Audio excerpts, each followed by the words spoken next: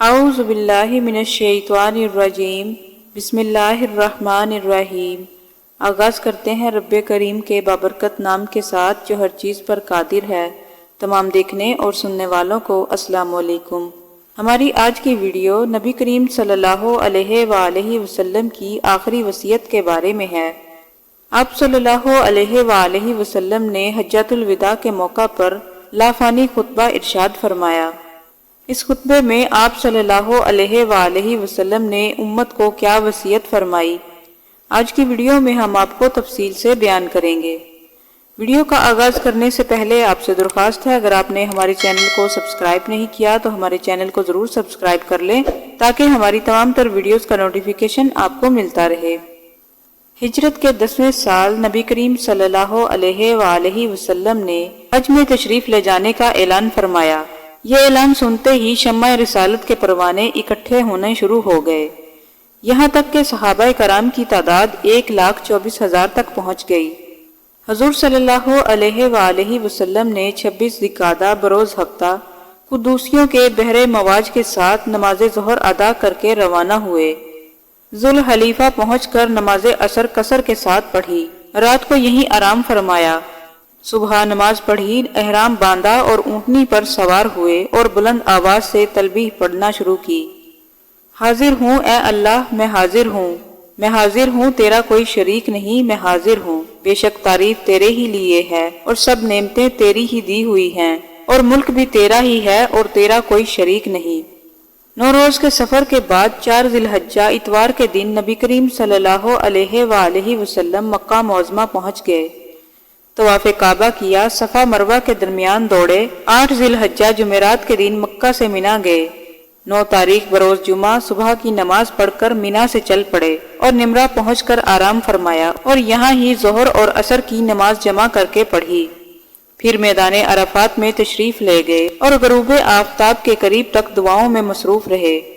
پھر وہاں سے مزدلفہ آئے، یہاں مغرب اور عشاء کی نماز جمع کے ساتھ پڑھی اور شب بھر آرام فرمایا۔ صبح ہفتے کا دن اور ذی الحجہ کی 10ویں تاریخ تھی۔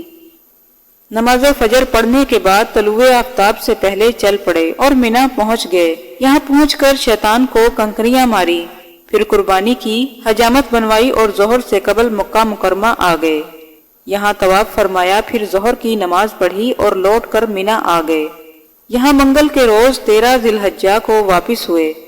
نماز فجر حرم میں پڑھی اور اللہ کی حمد و ثنا بیان کی۔ رسول صلی اللہ علیہ وآلہ وسلم نے ارشاد فرمایا، لوگوں، جس طرح آج کے دن کی حرمت اس مہینے اور اس شہر میں ہے، اسی طرح تمہارے خون اور مال و آبرو آپس میں ایک دوسرے پر حرام ہیں۔ جاہلیت کے تمام دستور خدا کے حکم سے آج میں نے اپنے پاؤں سے روند کر مٹا دیے۔ سنو، جاہلیت کے تمام خون برباد ہیں، ان خونوں کا اب انتقام نہیں لینا۔ دیکھو، مثال کے طور پر میں اپنے خاندان کا خون مٹاتا ہوں۔ میرے چچا زاد بھائی ربیعہ بن حارث کے بیٹے کو دودھ پینے کے ایام میں قبیلہ حذیل نے مار ڈالا تھا، میں ان کے خون کو مٹا دیتا ہوں۔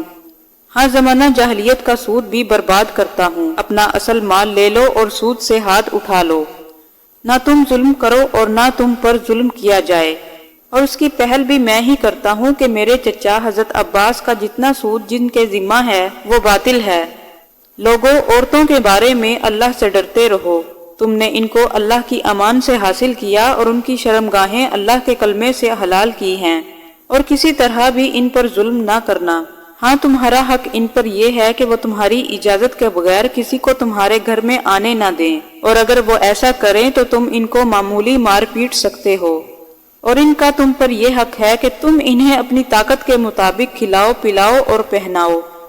مسلمانوں، اپنے بعد میں تم میں ایسی چیز چھوڑے جا رہا ہوں کہ تم اس کو مضبوطی سے تھامے رکھو تو ہرگز ہرگز گمراہ نہ ہوگے، اور وہ چیز اللہ کی کتاب قرآن مجید ہے۔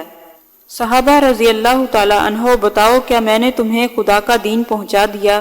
3 بار آپ صلی اللہ علیہ وآلہ وسلم نے فرمایا۔ سب نے تینوں بار جواب دیا، جی حضور۔ آپ صلی اللہ علیہ وآلہ وسلم نے پہنچا دیا، رسالت کا حق ادا کر دیا، آپ نے خیر خواہی میں کوئی کمی نہیں کی۔ تب آپ صلی اللہ علیہ وآلہ وسلم نے اپنی شہادت کی انگلی آسمان کی طرف اٹھائی اور اشارہ کیا اور پھر اسے لوگوں کی طرف جھکایا۔ 3 بار آپ صلی اللہ علیہ وآلہ وسلم نے ایسا ہی کیا اور 3 بار کہا کہ خداوندہ گواہ رہنا۔ نبی کریم صلی اللہ علیہ وآلہ وسلم نے فرمایا کہ کسی عرب کو کسی غیر عرب پر اور کسی غیر عرب کو عرب پر کوئی بزرگی اور برتری حاصل نہیں۔ تم سب حضرت آدم کی اولاد ہو اور آدم مٹی سے پیدا ہوئے تھے۔ پھر ہر مسلمان دوسرے مسلمان کا بھائی ہے، حتیٰ کہ غلاموں کو بھی حقیر نہ سمجھو۔ جو آپ کھاؤ ان میں سے اسے بھی کھلاؤ، اور جو آپ پہنو ان میں سے انہیں بھی پہناؤ۔ نبی کریم صلی اللہ علیہ وآلہ وسلم نے فرمایا، لوگوں میں حوض کوثر پر تمہارا میر سامان ہوں۔ میں سب امتوں کے درمیان اپنی امت کی کثرت پر فخر کروں گا۔ خبردار شرک و بدعت کے سبب مجھے خدا کے سامنے رسوا نہ کر دینا۔ میں خدا کے اذن کے بعد ان کی مرضی سے شفاعت کر کے بہت سے لوگوں کو دوزخ سے چھڑا لینے والا ہوں، اور ایسے لوگوں کو بھی جو مجھ سے الگ کر دیے جائیں گے، کیونکہ اللہ تعالیٰ ان کی شفاعت کی مجھے اجازت نہیں دے گا۔ میں کہوں گا بھی تو خداوند تعالیٰ یہ تو میرے امتی ہیں، لیکن اللہ تعالیٰ فرمائے گا کہ میرے رسول تجھے معلوم نہیں کہ انہوں نے تیرے بعد دین میں کیا کیا بدعتیں نکالی۔ رسول صلی اللہ علیہ وآلہ وسلم نے فرمایا، لوگوں میری باتوں کو خوب سمجھ لو، میں تمہیں آخری تبلیغ کر رہا ہوں۔ یاد رکھو میں تم کو وہ چیز دیے جا رہا ہوں کہ اگر تم اس کو مضبوطی سے تھام لو گے تو کبھی راہ سے نہ بھٹکو گے۔ وہ کتاب اللہ اور سنت رسول ہے۔ حضرت محمد صلی اللہ علیہ وآلہ وسلم نے فرمایا، میرے بعد کوئی نبی نہیں، اور جب کوئی نبی نہیں تو تمہارے بعد کوئی امت بھی نہیں۔